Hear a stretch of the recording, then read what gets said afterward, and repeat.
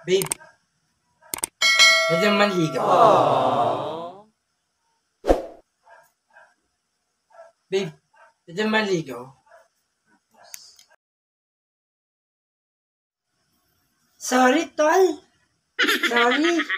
Kasi, study first pa ako eh. Sensya ka na ha. Study first pa ako. Kaya hindi mo na ako magpapaligaw.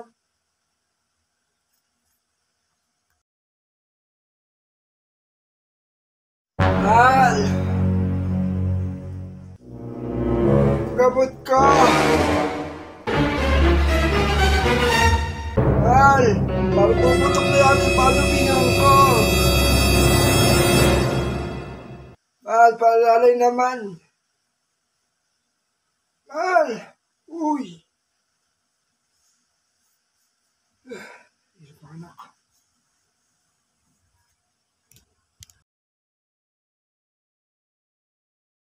Ano siya ba yun?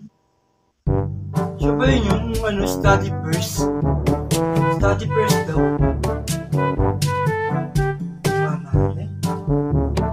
Study first daw pero after a week, jaundice. Ay, kabataan nga naman. Alam mo, sayang naliligaw sa kanya. Oh. Sayang naliligaw sa kanya. Yung lalaking yun, yung tinanggihan niya. Alam mo bakit, mahal? Bakit? Mayaman yun. Mayaman yun.